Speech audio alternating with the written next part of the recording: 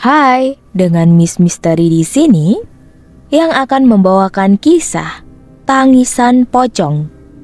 Selamat mendengarkan. Saya aslinya berasal dari kampung. Yang namanya kampung, kadang nuansa mistisnya masih sangat kental. Tetapi bukan karena syirik atau apa. Faktanya, saya sendiri benar-benar mengalami kejadian luar biasa dan sekaligus menyeramkan. Saya teringat persis waktu itu tahun 1998 ketika saya masih SD.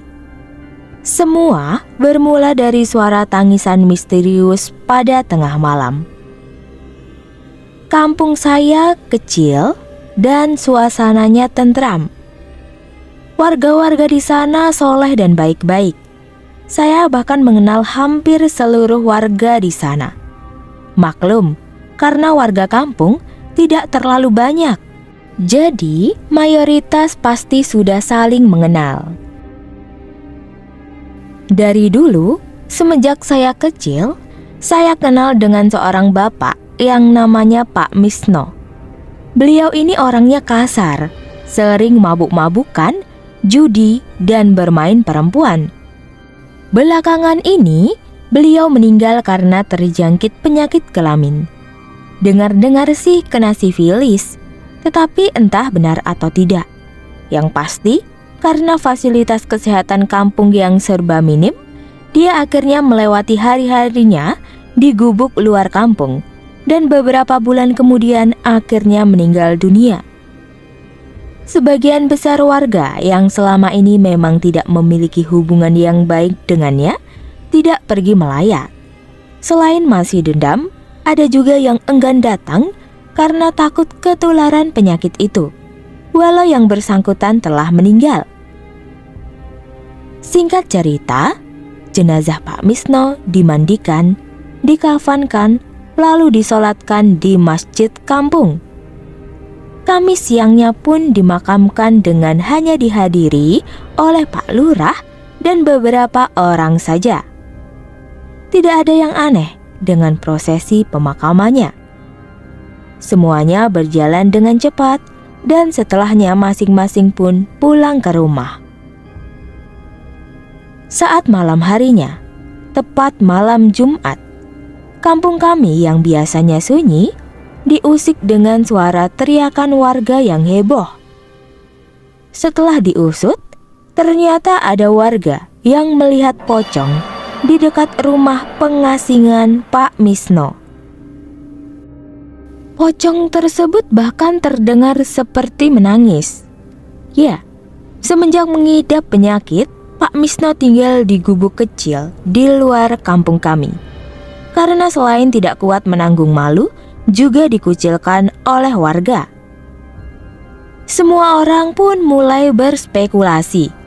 Jangan-jangan itu Pak Misno yang menuntut balas dendam karena dikucilkan oleh warga? Jangan-jangan jenazah Pak Misno tidak diterima bumi? Dan bermacam-macam spekulasi lainnya. Tetapi Pak Lurah dengan sigap menenangkan warga. Dia bersama beberapa warga dan ustadz kampung akhirnya sama-sama ke rumah pengasingan itu untuk mengecek. Rombongan itu tidak menemukan apa-apa ketika sampai di gubuk tersebut. Jadi semuanya kembali ke rumah masing-masing. Saya tahu suasana di kampung menjadi tidak tenang. Bahkan di sekolah pun kami disuruh guru untuk langsung pulang dan jangan main dekat gubuk Pak Misno yang dulu. Sebagai anak SD, tentu saja kami patuh. Biasanya kami yang main gagah-gagahan dan adu berani pun merasa seram. Mana ada yang berani ke sana. Semenjak itu, terkadang malam-malam tertentu selalu terdengar suara tangisan di luar rumah. Saya masih kecil saat itu, tidak berani untuk mengintip. Bapak saya cuma menyuruh saya untuk tidur saja. Katanya itu hanya suara binatang, jadi tidak perlu takut. Tetapi saya sangsi. Suara binatang apa yang mirip tangisan? Tanya saya. Belakangan frekuensi tangisan itu semakin sering dan sangat meresahkan warga.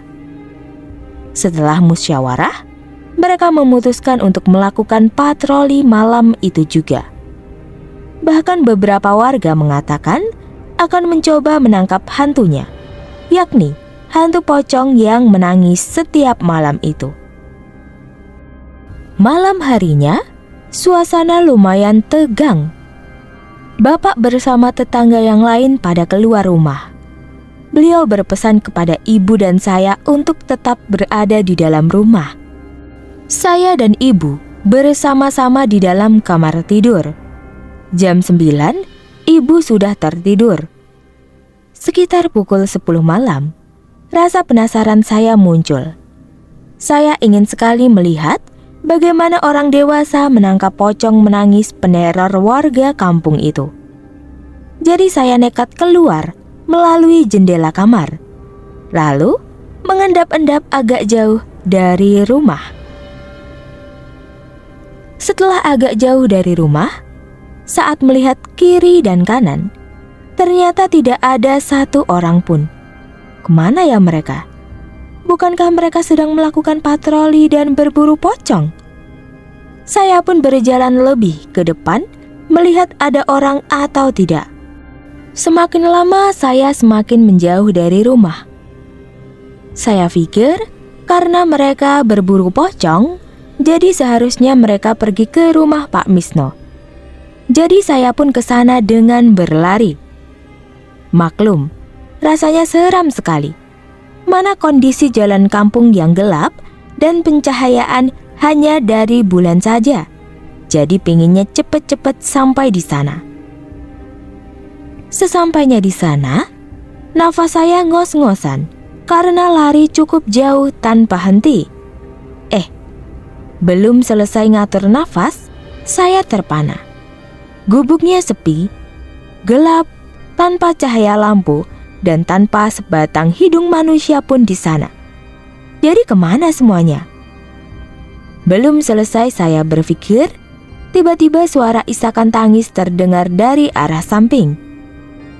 Perlahan-lahan saya menolehkan kepala ke sumber suara itu. Sesosok putih di atas atap sedang menatap saya dengan wajahnya yang menyeramkan serta penuh darah.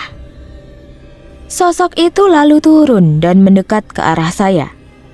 Kaki saya terlalu lemas untuk berlari, sementara dia semakin mendekat dengan wajahnya yang penuh darah. Saya ingin berteriak, tetapi entah mengapa, pita suara saya sepertinya tidak bisa digunakan saat itu.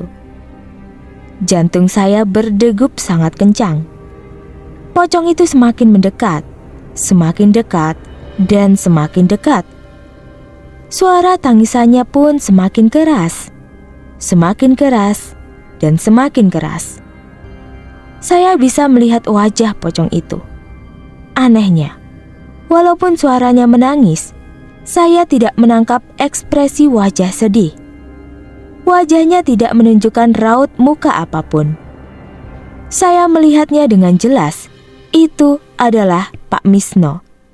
Setelah itu, saya tidak ingat apa-apa lagi. Setelah sadar, saya berada di masjid, dikelilingi oleh warga kampung. Bapak saya langsung memeluk erat dan menanyakan kondisi saya. Waktu itu saya hanya merasa pening saja. Namun belakangan, saya demam tinggi selama seminggu. Dalam mimpi pun, saya masih bisa melihat wajah Pak Misno yang menyeramkan itu. Karena kejadian itu betul-betul membuat saya traumatis. Untungnya, seiring waktu diterapi oleh Pak Ustadz, saya semakin membaik. Akhirnya, saya diceritakan oleh Bapak kalau malam itu rombongan warga menuju makam Pak Misno dan membacakan doa-doa di sana agar Pak Misno tenang di alam sana.